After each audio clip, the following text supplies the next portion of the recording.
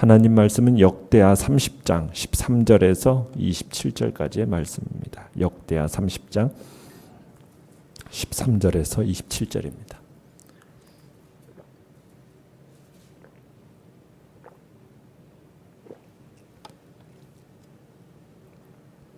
역대하 30장 13절에서 27절 우리 한 목소리로 같이 읽겠습니다.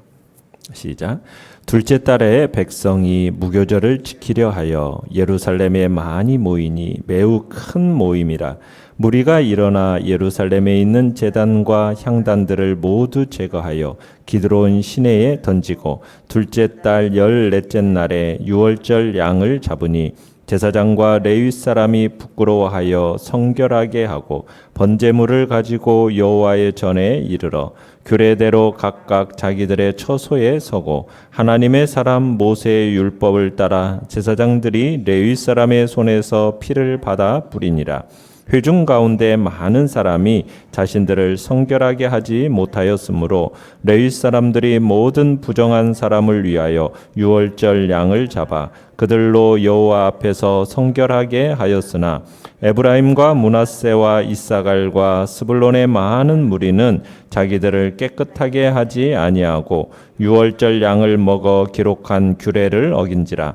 히스기야가 그들을 위하여 기도하여 이르되 선하신 여호와여 사하옵소서. 결심하고 하나님 곧 그의 조상들의 하나님 여호와를 구하는 사람은 누구든지 비록 성소의 결례대로 스스로 깨끗하게 못하였을지라도 사하옵소서 하였더니 여호와께서 히스기야의 기도를 들으시고 백성을 고치셨더라. 예루살렘에 모인 이스라엘 자손이 크게 즐거워하여 7일 동안 무교절을 지켰고 레위 사람들과 제사장들은 날마다 여호와를 칭송하며 큰 소리 나는 악기를 울려 여호와를 찬양하였으며 히스기야는 여호와를 섬기는 일에 능숙한 모든 레위 사람들을 위로하였더라. 이와 같이 절기 7일 동안에 무리가 먹으며 화목제를 드리고 그의 조상들의 하나님 여호와께 감사하였더라. 온 회중이 다시 7일을 지키기로 결의하고 이에 또 7일을 즐겁게 지켰더라.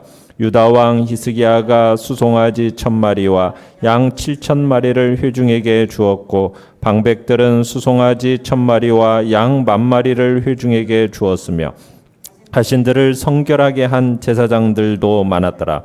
유다 온 회중과 제사장들과 레위 사람들과 이스라엘에서 온 모든 회중과 이스라엘 땅에서 나온 나그네들과 유다에 사는 나그네들이 다 즐거워하였으므로 예루살렘에 큰 기쁨이 있었으니 이스라엘 왕 다윗의 아들 솔로몬 때로부터 이러한 기쁨이 예루살렘에 없었더라. 그때 제사장들과 레위 사람들이 일어나서 백성을 위하여 축복하였으니 그 소리가 하늘에 들리고 그 기도가 여호와의 거룩한 처소 하늘에 이르렀더라. 아멘. 오늘 말씀의 제목은 회복된 구원의 기쁨이라는 제목으로 말씀을 나눕니다. 이제 하나님 앞에 예배드릴 모든 준비가 끝이 났습니다. 온 백성들이 이제 예루살렘 성전에 모여서 유월절과 무교절 예배를 드리는 날이 밝게 된 거죠. 이스라엘 남자들은 의무적으로 매년 3번씩 성전을 찾아서 예배를 드리게끔 율법에 이렇게 규정되어 있어요. 바로 애굽에서 떠나온 일을 기념하는 유월절 그리고 무교절이 있고요. 봄철 수확의 시작을 알리면서 감사 제단을 쌓는 칠칠절 혹은 맥추절이라고 하는 절기가 있고 또 가을 수확의 끝맺음과 이스라엘의 광야의 여정을 기념하는 장막절 혹은 수장절이라고 하는 절기가 있죠. 이 중에서도 유월절은 맨 처음에 있는 절기입니다. 유월절 바로 다음 날부터 이제 일주일 동안 지키는 절기를 가리켜서 무교절이라고 얘기를 하는 거예요. 그래서 이 유월절과 무교절은 흔히 하나로 취급되어집니다. 이스라엘이 애굽에서 종살이를 하던 그 자리에서 떠나게 된 일을 기념하는 이 유월절과 무교절은 주의 백성의 정체성 확립에 있어서 큰 기여를 하는 절기들이죠. 히스기야는 자기 정권뿐만 아니라 온 이스라엘의 영적인 각성 또 새로운 출발을 상징하는 의미에서 지금 유월절 무교절 예배를 준비했던 겁니다. 자, 한 달 동안 준비를 했어요. 그리고 광고한 보람이 있어가지고 13절에 보면 많은 사람들이 예루살렘으로 모여들었습니다. 그들은 14절에 보면 성전에서 주님께 예배하게 드리기 전에 먼저 예루살렘 곳곳에 있었던 제단들, 향단들을 모두 제거해가지고 기드론 시냇가에다가 던져버렸습니다. 이유는 여호와 하나님은 시기하는 하나님이라는 것을 잘 알고 있었기 때문에 이런 어떻게 보면은 참 하나님이 기뻐하지 않을 그러한 제단들을 그대로 방치해 두는 것은 예배를 하나님 앞에 온전히 드림에 있어서 기뻐하실 예배가 되지 않을 거라는 것을 이스라엘 백성들은 잘 알고 있었고 히스기야는 잘 알고 있었던 겁니다. 그래서 온전한 마음으로 오직 주님을 섬긴다라는 의지의 표현을 가지고 아하스 시대에 세워졌던 온갖 단들을 다 훼손하고 쓰레기 더미 그 기드론 시냇가에다가 내던져 버린 겁니다. 그리고는 15절에 이제 예루살렘에서 우상의 흔적들, 우상 숭배 흔적들을 제거한 다음에 백성들이 유월절 양을 잡습니다. 자, 유월절 양은 규례에 따르면 각 가정 단위로 한 마리씩 잡게끔 되어 있습니다. 자, 전달에는 성전을 정하고 재봉헌했을 때 미처 정결 예식을 마치지 못해서 참여하지 못한 제사장들과 레위 사람들이 있었어요. 자, 그런데 이제 이번에는 15절에 보면은 이들이 함께 하고 있는 것을 보게 됩니다. 그러면서 이제 16절을 보시면은 규례대로 또 율법을 따라서 제사장과 레위 사람들이 자신들이 있어야 할 곳 그리고 해야 할 일 이런 일들을 찾아서 하게 되는 것을 보게 됩니다. 자, 유월절 예배에 참석한 사람들 중에 그런데 많은 사람들이 17절에 보시면은 성결 예식을 치르지 못한 상태 가운데 성전을 찾아오게 됩니다. 그러니까 예루살렘으로 오는 길에 있어서 주검을 만지거나 또 그의 부정한 일들에 접하게 되면서 부정해진 사람들이 있었다는 얘기입니다. 또한 아하스 시대 때문에 오랜 동안 한참 동안 유다에서는 하나님께 드리는 제사가 멈췄어요. 그러다 보니까 많은 사람들이 이 성결 예식이 뭔가 또 왜 필요한가 이런 것에 대해서 의식이 없었고 잊어버렸던 것 같습니다. 그로 말미암아 지금 성결 예식을 치르지 못한 부정한 상태 가운데로 이렇게 성전에 찾아오는 사람들이 많아졌던 겁니다. 그래서 레위 사람들이 17절에 보면 이제 성결 예식을 베풀게 되는 거죠. 자, 그런데 이런 레위 사람들의 노력에도 불구하고 기어이 일이 터지고 맙니다. 자, 내용 관찰 문제 1번을 보시면 북쪽 이스라엘 사람들이 유월절 규례에 대해 실수한 것은 무엇입니까? 이 문제는 어떻게 해결되었습니까? 지난 200여 년 동안 여호와 하나님께 예배를 드려본 적이 없었던 이 에브라임, 므낫세, 이사갈, 스불론에서 온 사람들, 많은 사람들이 부정한 상태 가운데서 유월절 양을 먹게 됩니다. 18절에 그렇죠. 유월절 양을 먹는, 그래서 유월절 규례에 대한 실수를 벌이게 된 거예요. 자, 그래서 이 소식을 들은 히스기야가 무엇을 하고 있습니까? 이들을 위해서 기도를 합니다. 중보 기도를 드리게 됩니다. 무슨 기도였습니까? 19절에 보면은 이런 거죠. 오랫동안 여호와를 떠나 살다 보니까 정결에 대한 이해가 부족해서 이런 일을 저질렀지만 하나님, 마음은 온 마음을 다해서 지금 조상의 하나님께 예배를 드리고 있지 않습니까? 그 마음을 보시고 하나님, 이들의 죄를 용서하여 주십시오. 이렇게 기도를 드리고 있는 겁니다. 자, 이 기도와 함께 20절에 보니까 하나님이 히스기야의 기도를 들으시고 어떻게 해주셨습니까? 고쳐주셨습니다. 치료해 주셨어요. 하나님께서 우리에게 율법을 주시는 이유는 무엇이겠습니까? 율법을 지킴으로 인해서 당신을 경외하게 하려는 것이 의도입니다. 지금 백성들이 율법을 범한 것은 고의가 아니에요. 그죠? 하나님을 경외하는 마음에서 비롯된 것이었기 때문에 하나님은 지금 그들을 기꺼이 용서할 수가 있었던 겁니다.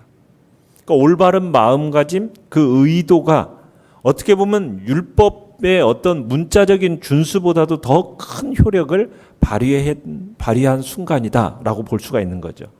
그러니까 하나님이 히스기야가 기도한 것처럼 지금 이 백성들의 마음을 충분히 헤아리셨던 겁니다.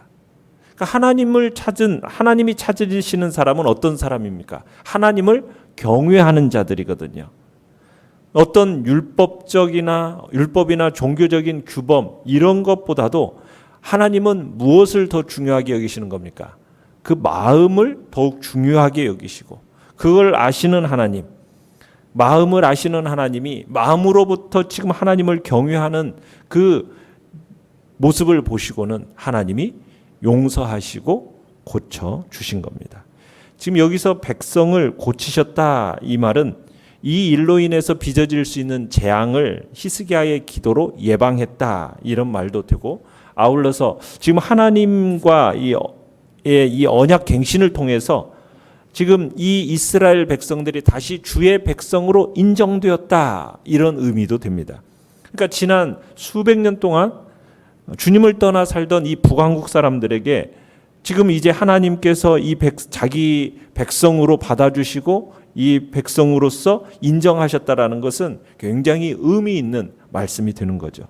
참 여로보암으로 인해서 나라가 찢겨나간 이후로 깨져버린 그 관계가 어떻게 보면 일부 소수에게 회복되고 있다라는 것을 우리에게 보여주고 있는 겁니다. 내용 관찰 문제 2번을 보시면 히스기야가 회복한 유월절은 총 며칠간 진행되었습니까? 21절부터 보시면 하나님이 히스기야의 기도를 들으셔서 본의 아니게 율법을 범한 자들을 용서하시자 백성들이 크게 즐거워했습니다. 매우 기뻐한 거죠. 그 기쁨과 즐거움으로 이제 7일 동안 무교절을 지켰습니다. 그러면서 절기가 진행되는 동안에 매일 제사장들과 레위 사람들은 무엇을 했습니까? 온갖 악기를 동원해서 주를 찬양했습니다. 하나님을 칭송했습니다. 특히 레위 사람들은 참 22절에 보면 그 섬기는 일에 있어서 능숙한 모습을 보여줬어요. 능수능란하게 일을 처리하는 것을 보고서는 히스기야가 정말 매우 기뻐했고 그로 인해서 아낌없이 위로하고 격려해 주었습니다. 그러자 이제 23절에 가보시면은 유월절과 무교절 예배를 이제 은혜 중에 7일 동안 마쳤는데 이스라엘 백성들이 결의했어요. 뭘 결의했습니까? 한 주 더 예배 드리기로 결의를 하고 그리고는 7일을 더 지키게 됩니다. 연과 묵상 문제 3번을 보시면 백성들이 자발적으로 유월절을 7일 연장한 까닭은 무엇입니까? 하나님을 바로 섬기고 관계가 회복되면 어떤 현상이 일어납니까? 어떻게 보면 오랜 세월 동안 하나님께 예배를 드리지 못한 그 아쉬움을 조금이나마 달래기 위해서 지금 백성들이 자발적으로 유월절을 7일 연장한 겁니다. 또 하나님이 함께 하신 너무나 지금 감격스러운 예배를 드리다 보니까 많은 은혜를 체험하게 되고 그러니까는 집으로 돌아가기가 싫어졌던 것 같아요.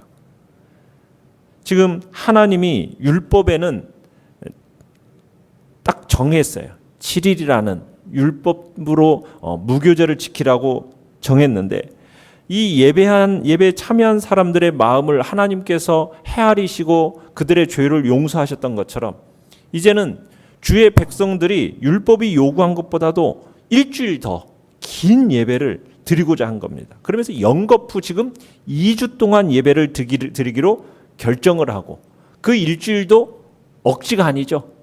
매우 즐거움과 큰 기쁨으로 지켰다. 매우 즐겁게 지금 일주일을 더 즐겼다라고 얘기하는 거예요. 그러니까 하나님과의 이 관계가 회복이 되고 정말 올바른 섬김이 나타나는 모습은 참으로 예배가 회복이 되는데 어떤 모습으로 회복이 되는 겁니까? 그 시간을 억지로 지켜내는 것이 아니라 그 예배가 그 마음의 큰 기쁨과 즐거움 속에서 하나님 앞에 온전히 드려지게 되고 그리고 그 시간이 더 길어지게 되는 거죠. 그러면서 히스기야가 일주일 동안 진행한 추가 예배를 위해서 수송아지 1,000마리, 양 7,000마리를 내놓습니다. 그리고 대신들은 방백들, 대신들은 수송아지 1,000마리 또 양 1만 마리를 바치게 됩니다. 총 수송아지 2,000마리에 양 1만 7,000마리가 드려지게 된 거죠. 그래서 이 짐승들은 번제로만 바쳐지는 것이 아니라 화목제로도 드려져서 예배드리는 백성들이 주님 앞에서 나누어 먹는 음식이 되었습니다. 이 예배에 참석한 사람들은 어떤 사람들입니까? 25절에 보시면은 일부 특권층만 참여하는 게 아니에요. 이스라엘 온 회중이 참여하고 이스라엘과 유다 땅에 정착했던 외국인, 나그네들까지도 합류했다라고 얘기합니다. 자, 일주일 동안 진행된 이 추가 예배 역시 뭘로 가득했다고 얘기하고 있습니까? 기쁨, 그죠? 즐거움, 기쁨이 가득했다. 그래서 26절에는 그렇게 표현하고 있죠. 솔로몬이 성전 헌당을 드린 이후로 이런 일이 없었다고 얘기하고 있어요. 그러니까 솔로몬이 성전 헌당을 드렸던 그 예배에 견줄 만한 그 예배가 이스라엘 역사상 처음으로 히스기야 시대에 있게 된 겁니다. 자, 그러면서 이 예배의 절정은 어디에서 나타나느냐? 27절입니다. 제사장들과 레위 사람들의 그 축복의 기도가 선포될 때였습니다. 어떻게 보면 그동안 레위 사람들과 제사장들을 따로 구분했어요. 어떻게 보면 제사장들보다도 레위 사람들이 더 성심성의껏 했다라는 표현이 지금까지 이야기였는데, 드디어 2주 동안의 이 예배를 통해서 이런 문제가 다 해결이 되어지면서 예배가 끝날 때에는 레위 사람들, 제사장들이 이제 성전 사역과 종교 지도자들이 해야 할 일에서 한 마음이 되었다라는 것을 지금 이 표현으로서 암시하고 있는 것입니다. 자, 이제 제자리를 찾은 이제 제사장들, 레위 사람들, 이 축도가 어떻게 되었다고 얘기하고 있습니까? 이렇게 축복하니까 그 소리가 어디에 들렸어요? 하늘에 들렸다. 그 기도가 하늘에 이르렀다. 여호와의 거룩한 저소 하늘에 이르렀다. 이렇게 얘기하고 있어요. 이 표현을 통해서 무엇을 얘기하고 싶어 하시는 것입니까? 진정한 예배에 드려지는 그 기도, 그 진정한 예배 속에서 드려지는 기도와 그 축복의 기도는 하나님의 보좌까지 올라간다라는 것을 지금 강조하고 있는 겁니다. 기도를 들으신 하나님, 그 하나님이 적절하게 응답하실 것을 암시하고 있는 겁니다. 그래서 여러분, 올바른 예배와 그리고 기도의 응답이라는 것은 떼어놓을 수 없는 관계 속에 있다라는 거예요. 이 점을 통해서 우리에게 신실한 예배가 회복되어야 할 것을 권면하고 있는 겁니다. 그래야만 그들의 기도가 하나님께 연락될 것이기 때문인 거죠. 자, 느낀 점 4번을 보시면, 6월절 절기를 통해 북이스라엘 사람 백성들을 포함한 모든 이가 하나님이 주신 기쁨을 다시 누리게 된 것을 보며 무엇을 느낍니까? 여러분, 우리의 허물이 용서되어지고 하나님과의 관계가 회복이 되어지면 말할 수 없는 기쁨과 즐거움이 우리에게 임하게 됩니다. 우리의 예배가 회복이 되어지고 그 예배 속에서 말할 수 없는 하나님의 그 영광스러움으로 인한 즐거움과 기쁨이 온전히 우리에게 나타나게 된다는 얘기예요. 그래서 무엇보다 중요한 것이 뭐냐? 하나님과의 바른 관계의 회복입니다.